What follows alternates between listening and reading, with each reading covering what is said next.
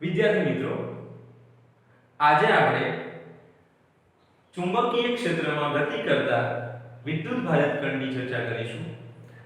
મિત્રો, આગળ આપણે ભણી ગયા કે વિદ્યુત ભારિત કણ એ ચુંબકીય ક્ષેત્રમાં બળ અનુભવે છે, જેને આપણે ચુંબકીય બળ તરીકે ઓળખ્યું. હવે આ જે ચુંબકીય બળ છે એ ચુંબકીય બળ વિદ્યુત ભાર પર લાગે તો એની ગતિ કેવા પ્રકારે થાય એની અહીંયા ચર્ચા કરવા માંગીએ છીએ. ધોરણ 11 ની અંદર આપણે એવું ભણ્યા કે કોઈ બળ ગતિની દિશાને લંબ રૂપે લાગતું હોય તો એવું બળ એ પદાર્થનો ગતિપથ વર્તુળાકાર બનાવે છે. આવો આપણે આગળ કાર્ય ઊર્જા અને પાવરનું એક પ્રકરણ છે એમાં કાર્યની જે ચર્ચા કરી એ વખતે આની વાત કરી હતી.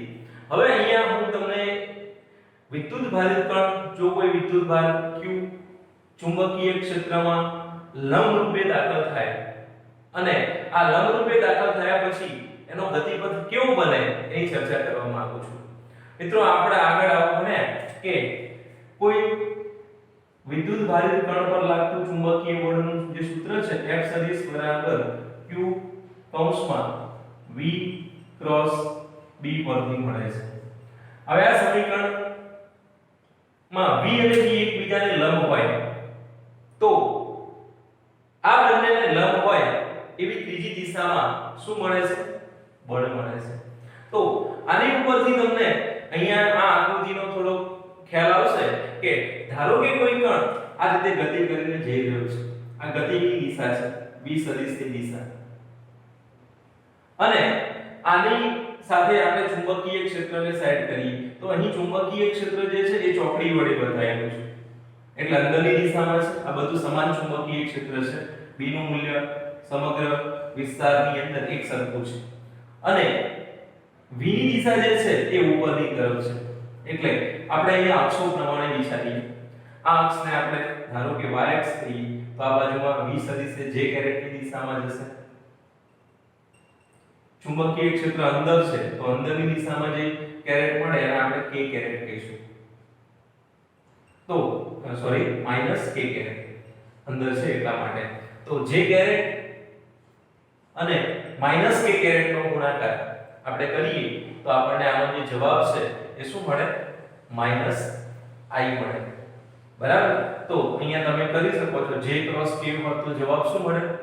i મળે. j ક્રોસ -k છે તો જવાબ મળે છે -i. હવે -i એટલે આ પોઝિશન પ્રમાણે વિચારો તો આ અંદરની દિશા છે તો આ દિશામાં ચુંબકીય બળ લાગે છે એટલે f ની દિશા મળી. અહીંયા વિચારશો તો એક્ઝેક્ટ સામેની પોઝિશનની અંદર વેગની દિશા કઈ છે? સ્પર્શકની દિશા. v ની દિશા સ્પર્શકની દિશામાં છે. ચુંબકીય ક્ષેત્ર એઝ ઇટ ઇઝ છે. આ જ પ્રમાણે વિચારીએ તો વેગ -j કેરેટની દિશામાં થઈ ગયો. -j caret cross -k caret તો i કેરેટ તો અહીંયા બળ અંદરની દિશામાં મળ્યું. જોઈ શકાય છે કે બળ એ સેન્ટર તરફ જાય છે. અહીંયા વિચાર્યું હોત તો સ્પર્શક આ બાજુમાં દોરાય અને બળ અંદરની દિશામાં આ રીતે વિચારી શકાય. આ v સદિશ મળે અને આ f સદિશ મળે. તો આ સિચ્યુએશન પ્રમાણે ચુંબકીય બળ એ v અને b થી બનતા સમતલને લંબરૂપે હોય છે અને v અને b થી બનતું સમતલ અહીંયા તમે આકૃતિની અંદર સમજી શકો છો કે આમ બનશે આ પોઝિશન માટે અને આને લંબરૂપે એટલે આ ડાયરેક્શન થઈ. આ ડાયરેક્શન આમ પણ હોય આમ પણ હોય પણ આપણે સદિશ ગુણાકારનો નિયમ એપ્લાય કરી આપણને અંદરની મળી. અહીંયા આ બાજુમાં અંદરની મળી. ઇન શોર્ટ, અહીં મળતું ચુંબકીય બળ જે છે એ ગતિપથ જે વર્તુળાકાર છે એના કેન્દ્ર તરફનું જોવા મળે છે. તો આ બાબત આપણે ધ્યાનમાં લઈશું. ચુંબકીય ક્ષેત્રમાં ગતિ કરતો વિદ્યુત ભારિત કણ જે બળ અનુભવે છે એ બળ લંબ હોય છે ગતિપથને અને એના કારણે એનો ગતિપથ વર્તુળાકાર બને છે. અહીંયા એક બાબત ખાસ ધ્યાનમાં રાખવાની છે કે અહીં ગતિ એ ચુંબકીય ક્ષેત્રને લંબ રૂપે લીધેલી છે. ધ્યાન રાખજો, આ થીટા બરાબર 90 લઈ ગણતરી કરેલી છે માટે ચુંબકીય ક્ષેત્ર વડે જે એનો ગતિપથ બને છે બળ લાગવાના કારણે એ એક્ઝેક્ટ વર્તુળાકાર બની રહ્યો છે અને અહીંયા બળનું મૂલ્ય લખીશું θ બરાબર 90 લઈએ તો બળ જે છે કેટલું થશે F બરાબર q v b જ્યાં v એ વેગ b એ ચુંબકીય ક્ષેત્ર q એ વિદ્યુતભાર છે થોડુંક સાથે સાથે એ પણ સમજી લેજો કે ઇલેક્ટ્રોન હોત તો ઇલેક્ટ્રોન હોત તો અહીંયા q ની જગ્યાએ માઈનસ e મૂકે તો ડાયરેક્શન ઉલટાઈ જાય જવાબ મૂલ્યમાં કોઈ ફેર પડે નહીં તો આ qvb જે છે એ જે બળ લાગ્યું એ બળ પદાર્થનો ગતિપથ વર્તુળાકાર બનાવવામાં વપરાય છે તો આપણે આગળ એવું ભણે કે જ્યારે ગતિપથ વર્તુળાકાર હોય તો પદાર્થને અહીંયા વિદ્યુતભાર છે પદાર્થની જગ્યાએ એ વર્તુળાકાર માર્ગે ગતિ કરી રહ્યો છે તો એની ઉપર એક બળ લાગતું હોવું જોઈએ જેને આપણે નામ આપ્યું હતું આગળ કેન્દ્રગામી બળ અને જેનું મૂલ્ય તમે જાણો છો કેટલું હોય છે m દળના પદાર્થ માટે mv2 r જે r એ ગતિપથની ત્રિજ્યા છે આટલું હોય છે તો આ બળ અહીંયા કોણ પૂરું પાડે છે તો અહીં જરૂરી એવું કેન્દ્રગામી બળ એ ચુંબકીય બળ દ્વારા પ્રાપ્ત થાય છે એટલે ચુંબકીય બળનું મૂલ્ય અને કેન્દ્રગામી બળનું મૂલ્ય સરખું થાય છે અગાઉ આપણે એવું ભણ્યા વિદ્યુત ક્ષેત્રમાં કે વિદ્યુત ક્ષેત્રમાં વિદ્યુતભાર ગતિ કરતો હોય તો એનો વેગ કાં તો ઘટે છે કાં તો વધે છે અહીંયા વેગનું મૂલ્ય બદલાતું નથી ધ્યાન રાખજો જ્યારે પણ બળ ગતિપથને લંબરૂપે લાગે ત્યારે વેગનું મૂલ્ય બદલાતું નથી એનો મતલબ એવો થયો કે એની ગતિ ઊર્જા કેવી રહેશે જે છે એ જ અચળ રહેશે તો આ બે બાબતો અહીંયા ધ્યાનમાં રાખી આપણે આગળ જઈએ તો ચુંબકીય બળ એ જરૂરી એવું કેન્દ્રગામી બળ પૂરું પાડે છે તો આ બંને સમીકરણને સરખાઈ શકાય છે તો mv2 r એ કોના જેટલા થશે q v b જેટલા થશે એક એક v નીકળી જશે અને આમાંથી આપણે r નું સૂત્ર કરતા કરીએ તો ગતિપથની જે ત્રિજ્યા છે એ આપણને આ સમીકરણ અહીંયા લઈ જઈશું તો આ રીતે મળશે જવાબ મળશે આનો mv qv તો આ જે સૂત્ર છે એ સમીકરણમાં જે mv બતાવે છે mv એ વેગમાન બતાવે છે જેને આપણે p તરીકે પણ ઓળખીએ છીએ રેખીય વેગમાન તો આ જે સમીકરણ છે એ એવું દર્શાવે છે કે q અને b ફિક્સ છે અચળ છે તો r is proportional to વેગમાન અને આ જે વેગમાન છે જેમ જેમ વધશે એમ આપણને ગતિપથની ત્રિજ્યા મોટી મળતી જશે તો પહેલી બાબત આપણે અહીંયા એ જોઈ કે r નો સંબંધ એ વેગમાન સાથે છે હવે વેગમાન વેગ ના બદલાય તો વેગમાન બદલાશે તો મિત્રો વેગમાન એ કેવી રાશિ છે સદિશ રાશિ છે વેગ પણ સદિશ રાશિ છે વેગમાન પણ સદિશ રાશિ વેગનું મૂલ્ય એ ઝડપ બને અને ઝડપ એ અદિશ રાશિ છે માટે અહીંયા હું વેગમાન લખું છું r નો સંબંધ વેગમાન સાથે છે અને વેગમાન જેમ વધશે એમ આપણે r ની ત્રિજ્યા મોટી થશે ગતિપથની ત્રિજ્યાનો સંબંધ કોની સાથે મળે છે આપેલા વિદ્યુતભાર માટે b અચળ હોય ત્યારે ગતિપથની ત્રિજ્યા એ વેગમાન સાથે સમપ્રમાણમાં બદલાતી જોવા મળે છે હવે આ જે પરિસ્થિતિ વિચારી આ પરિસ્થિતિને આપણે થોડીક ચેન્જ કરી વિચારીએ અહીંયા જે બીજી મેથડ છે એની અંદર આપણે વિચારીએ કે ધારો કે કોઈ એક વિદ્યુતભાર છે જે ચુંબકીય ક્ષેત્રને એક્ઝેક્ટ લંબરૂપે નથી ગતિ કરી રહ્યું પરંતુ કોઈ થીટા કોણે ચુંબકીય ક્ષેત્ર સાથે થીટા ખૂણો બને એ રીતે ગતિ કરી રહ્યો છે તો આ પરિસ્થિતિ કરતા આ પરિસ્થિતિનો વિચાર કરી રહ્યા છીએ એક્ઝેક્ટ b ને લંબરૂપે નથી ગતિ કરતો પણ એનો વેગ સદિશ એ b સદિશ સાથે કેટલા ડિગ્રીનો કોણ બનાવે છે થીટા ડિગ્રીનો કોણ અહીંયા તૈયાર કરે છે આ ખૂણો થીટા હોય એ રીતે એ એન્ટર થાય છે b સાથે તો આ પરિસ્થિતિમાં વેગ સદિશના બે ઘટકો પડે છે પહેલો જે ઘટક છે v લંબ b સાથે જે લંબ મળે છે અને બીજો ઘટક જે છે v પેરેલલ હવે આ જે બે ઘટકો છે v લંબ V પેરેલલ અહીંયા મેં બતાવ્યા છે ચુંબકીય ક્ષેત્રની દિશામાં જે ઘટક છે એના આપણે V પેરેલલ સમાંતર તરીકે લઈશું અને જે ચુંબકીય ક્ષેત્રને લંબ રૂપે છે અહીંયા સમજો કે ચુંબકીય ક્ષેત્ર x દિશામાં છે તો V લંબ એ y દિશાની અંદર આપણે અહીંયા દર્શાવેલું છે હવે આવા બે ઘટકોનો જ્યારે વિચાર કરવાની વાત કરતા હોઈએ ત્યારે શું થશે તો જ્યારે વિદ્યુતભાર ચુંબકીય ક્ષેત્ર સાથે થીટા કોણે એન્ટર થાય છે ત્યારે વેગના જે બે ઘટકો પડે છે એમાંનો જે લંબ ઘટક છે એ એના ગતિપથને વર્તુળાકાર બનાવવા માટે પ્રયત્ન કરે છે હવે આને થોડું આ રીતે સમજો કે ધારો કે આ એક ચુંબકીય ક્ષેત્રની દિશા આ અંદરની છે અને આ ચુંબકીય ક્ષેત્રની દિશા સાથે કોઈ એંગલ સાથે વિદ્યુતભાર એન્ટર થાય છે તો હવે એ વિદ્યુતભાર ચુંબકીય ક્ષેત્રની દિશામાં કોઈ બળ અનુભવતો નથી કારણ કે આપણે જોયું કે θ બરાબર અહીંયા 0 લઈ લઈએ તો ચુંબકીય બળ 0 થઈ જવાનું છે v ક્રોસ b ની અંદર θ બરાબર 0 લઈએ તો એ ચુંબકીય બળ એનો મતલબ એવો થયો કે જે પેરેલલ દિશા હતી વેગની એ દિશામાં નો વેગ બદલાવાનો નથી એટલે v પેરેલલ એમના એમ રહેશે અને આ જે છે v લંબ એનું મૂલ્ય આપણે નથી અહીંયા છે સવાલ પણ એના કારણે એને ગતિપથ વર્તુળાકાર બનશે હવે આ રીતનો વર્તુળાકાર ગતિપથ બનવાની જગ્યાએ એ વિદ્યુતભાર જે દિશામાં v પેરેલલ વેગ ધરાવતો હતો એ દિશામાં ધારો કે આ રીતનો હતો તો એનો ગતિપથ આ રીતે બનશે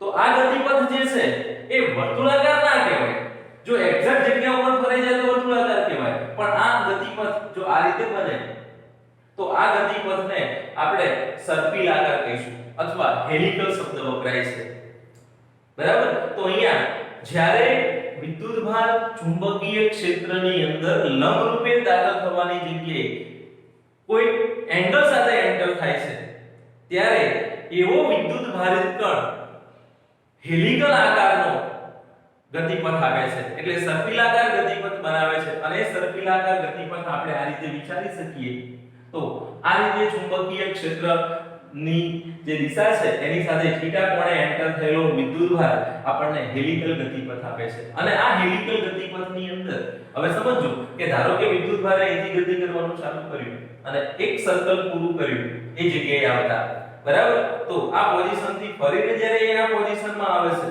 ત્યારે એને જે અંતર કાપ્યું ચુંબકીય ક્ષેત્રની દિશામાં એ અંતરને આપણે પેચ તરીકે ઓળખીશું તો આ ડિસ્ટન્સ જે બને છે એને પેચ તરીકે ઓળખવામાં આવે છે તો આ પેચ કેટલું હોય આ ડિસ્ટન્સ કેટલું હોય તો એ દિશામાંનો વેગ ધ્યાનમાં લેવો પડે અને એના માટેનો સમય ધ્યાનમાં લેવો પડે હવે મિત્રો સમય જે છે એક ચક્કર પૂરું કરવા જે સમય લાગે એને આપણે શું કહીએ છીએ ત્યાં ફરીને આવે વિદ્યુતભાર એક ચક્કર પૂરું કરે ત્યારે જે સમય લાગે એને આપણે આવર્તકાળ કહીએ છીએ આવર્તકાળ મેળવવો હોય તો આપણે અહીંયા આવૃત્તિ ઉપરથી મેળવી શકીએ છીએ એને આપણે આ રીતે સમજીએ આવર્તકાળ મેળવવો છે મારે તો એના માટે જે આ આવૃત્તિ છે આવૃત્તિ ત્રિજ્યા ઉપરથી મેળવી શકાય છે આ રીતે આમાં આવર્તકાળ બનશે તો v બરાબર r ઓમેગા સૂત્ર તમે જાણો છો 11મા ધોરણમાં ગોલ્ડન સમીકરણ તરીકે આને આપણે કહ્યું હતું કે ગતિની અંદર ચાક ગતિ અને રેખીય ગતિ વચ્ચેનો સંબંધ આવે છે અહીંયા v બરાબર r ઓમેગા સમીકરણમાં ઓમેગા એ કોણીય આવૃત્તિ બતાવે છે આ કોણીય આવૃત્તિ ઉપરથી આવૃત્તિ મળે અને આવૃત્તિ અને આવર્તકાળ એકબીજા સાથે વ્યસ્ત સંબંધ ધરાવે છે તો અહીંયા આ સમીકરણમાંથી r મને ખબર છે તો ઓમેગા મળી જશે omega is equal to omega બરાબર v બાય r ની કિંમત ભરી દઉં અહીંયાથી તો mv ભાગાકારમાં જશે અને qb તો હતા જ v ભાગ્યા mv બાય qb તો એ qb ઉપર આવતા રહેશે તો આનો જે જવાબ છે ઓમેગા નો જવાબ શું મળે qb બાય m આ જે આન્સર અહીંયા મળે છે qb બાય m આ આન્સરને તમે બરાબર ધ્યાનથી જોશો તો m અચળ છે q અચળ છે b અચળ છે એનો મતલબ કે આવૃત્તિ બદલાતી નથી આવૃત્તિ અચળ મળે છે હવે આ ઓમેગા છે એમાંથી હું આવર્તકાળમાં જવા માંગુ છું તો આવર્તકાળનું સૂત્ર આવર્તકાળ t બરાબર શું લખીએ છીએ 2π/ω અને આ 2π/ω પરથી ઓમેગા ની કિંમત ભરી દઈએ તો આનો જવાબ મળશે 2π/ω ને 2π/qb અને m ઉપર આવતા રહેશે તો 2πm/qb. હવે આ સમયગાળો એને એક ચક્કર પૂરું કરવા લાગે છે તો આ સમયગાળામાં એને જે અંતર કાપ્યું હોય એ અંતર પેચ તરીકે ઓળખાય છે. તો પેચ કેટલો થશે અહીંયા? પેચ બરાબર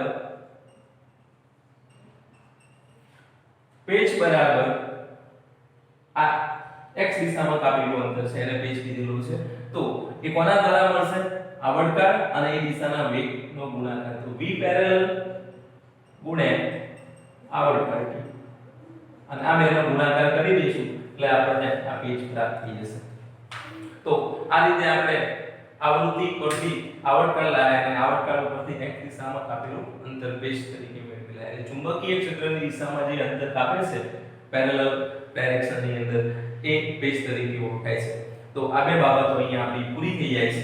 ફરી એક વખત સમજી લો કે ગતિપથ કેવો બને છે. ચુંબકીય ક્ષેત્રમાં લંબરૂપે કોઈ કણ દાખલ થાય તો એનો ગતિપથ આપણને વર્તુળાકાર મળે છે અને એ વર્તુળાકાર ગતિપથ માટે કેન્દ્રગામી બળ અને ચુંબકીય બળ સરખા લઈ એમાંથી ગતિપથની ત્રિજ્યાનું સૂત્ર મેળવી લઈએ છીએ. અને આ સમીકરણ જે છે એવું દર્શાવે છે કે ગતિપથની ત્રિજ્યા એ વેગમાન સાથે સમપ્રમાણતાનો સંબંધ ધરાવે છે. બીજો કિસ્સો જોયો કે ધારો કે ચુંબકીય ક્ષેત્રને એક્ઝેક્ટ લંબરૂપે ના હોય તો શું પરિસ્થિતિ મળે? તો એના માટે ચુંબકીય ક્ષેત્ર આ દિશામાં છે અને એ ચુંબકીય ક્ષેત્ર સાથે થીટા કોણે કોઈ વિદ્યુત ભારિત કણ ગતિ કરીને જઈ રહ્યો છે. તો આવી પરિસ્થિતિમાં v સદિશના બે ઘટકો જોયા, v પેરેલલ, v લંબ, અને એના ઉપરથી આપણે આવૃત્તિનું સમીકરણ લાવ્યા અને એના અંદરથી પેચના સમીકરણની વાત કરી. તો આ બંને બાબતો આપણે ધ્યાનમાં રાખીશું, બરાબર? અને આની ઉપરથી આપણે હવે એક એક્ઝામ્પલ જોઈએ. મિત્રો, ઉદાહરણની અંદર આપણને જે અહીંયા રકમ આપેલી છે જે આ રીતની છે 6 × 10⁻⁴ ટેસ્લાના ચુંબકીય ક્ષેત્રમાં લંબરૂપે 3 × 10⁷ મીટર પ્રતિ સેકન્ડની ઝડપથી એક ઇલેક્ટ્રોન ગતિ કરે છે. આ ઇલેક્ટ્રોનનો દળ 9 × 10⁻³ કિલોગ્રામ અને એક વિદ્યુતભાર 1.6 × 10⁻⁻⁶ કુલમ છે. તો આ ઇલેક્ટ્રોનના ગતિપથની ત્રિજ્યા, પરિભ્રમણની આવૃત્તિ અને એની ગતિ ઊર્જા શોધવાનું કીધેલું છે. હવે આ તો આપણે ઓલરેડી હમણાં સમીકરણ મેળવી ચૂક્યા છીએ બે. આની આપણે આગળના ધોરણનો ઉપયોગ કરીએ 11માં ગતિ ઊર્જા આપતી હતી એનો. પહેલા પ્રશ્નનો જવાબ અહીંયા મેળવીએ. માર્ગની જે ત્રિજ્યા છે, ગતિમાર્ગની જે ત્રિજ્યા છે એનું સૂત્ર છે r mv/qb, બરાબર? અને આની અંદર કિંમતો મૂકી સાદુરૂપ આપી દઈએ. m નો જવાબ આપેલો છે 9 × 10⁻31². v નો જવાબ આપેલો છે 3 × 10⁷ અને ભાગાકારની અંદર q 1.6 × 10⁻⁻19 અને ગુણાકારની અંદર b નો જવાબ આપેલો છે 6 × 10⁻⁴. સારું, કિંમતો મૂકીને સાદુરૂપ આપી દઈએ. પહેલા ગાંઠો જોઈ લઈએ. અહીંયા 31 છે, નીચે માઈનસ છે, બધી ઉપર આવશે એટલે પ્લસ થશે. જોઈ શકાય છે 19 અને 4 23, 23 અને 7 30, -31 છે એટલે એક ઘાત બાકી વધશે. 9 × 3 કરીશું એટલે 27 થશે અને ભાગાકારની આની અંદર પદ છે તો આનો આપણે જવાબ મેળવી તો જવાબ છે એ 28 કેટલું મળે છે? 28.12 × 10⁻² પ્રાપ્ત થાય છે. 28.12 × 10⁻² મીટર એસઆઈ પદ્ધતિમાં. તો સેન્ટીમીટરમાં લખીએ તો 28.12 સેન્ટીમીટર. તો પહેલો પ્રશ્ન આપણો અહીંયા પૂરો થાય છે. હવે બીજું શોધવાનું કીધેલું છે અહીંયા. તો આવૃત્તિ જે છે એ આવર્તકાળનો વ્યસ્ત છે 1/t. કૌંસમાં આવર્તકાળ. મિત્રો આવર્તકાળ જે છે એ મેળવવો હોય તો શું કરી શકાય? તો એના માટે વેગ v હોય, ચક્ર દરમિયાન કપાતું અંતર 2πr અને /t. તો હવે મારે આમાંથી 1/t ની જરૂર છે. આવૃત્તિ મેળવવા માટે મારે શાની જરૂર છે? 1/t. 1/t મેળવવા માટે હું શું કરું? આ એમ રાખું અને આ 2πr ને ભાગાકારમાં મૂકી દઉં. તો આવૃત્તિનો જવાબ શું બનશે? અથવા અહીંયાથી હું t ને સૂત્ર કરતા કરું. t બરાબર 2πr/v અને આ v જે છે આ સૂત્ર આની અંદર ભરી દઉં આ સમીકરણમાં. તો 2πr ભાગાકાર માઈનસ v ઉપર જશે. તો v ડિવાઇડેડ બાય 2πr. તો આવૃત્તિ મળી. હવે આ જે સૂત્ર છે આની અંદર કિંમતો ભરી દઈએ. આવૃત્તિ બરાબર v નો જવાબ આપેલો છે 3 × 10⁷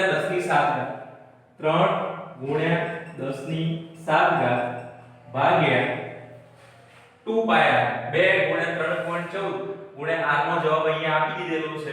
ગતિપથની ત્રિજ્યા મેળવી લાયેલા છીએ. તો 2 × 3.14 r ની જગ્યાએ કિંમત ભરી દઈએ 28.12 × 10⁻².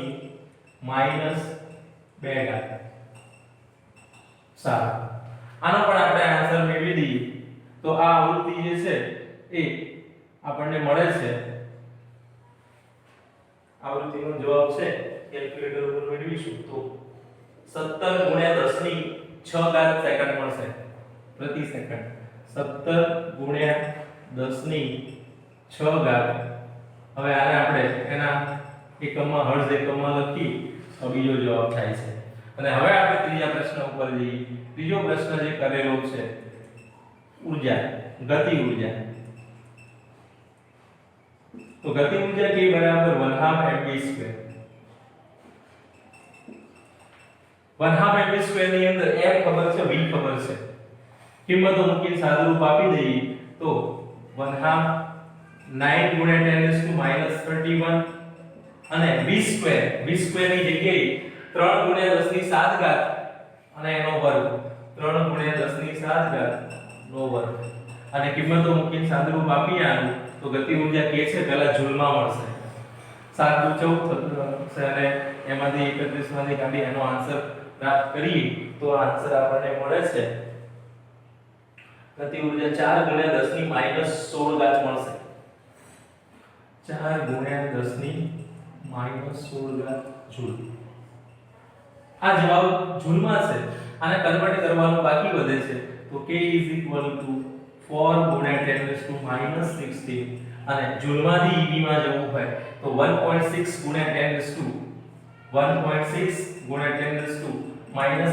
વડે એને ભાગી દઈએ તો જવાબ ઇલેક્ટ્રોન વોલ્ટમાં મળી જશે.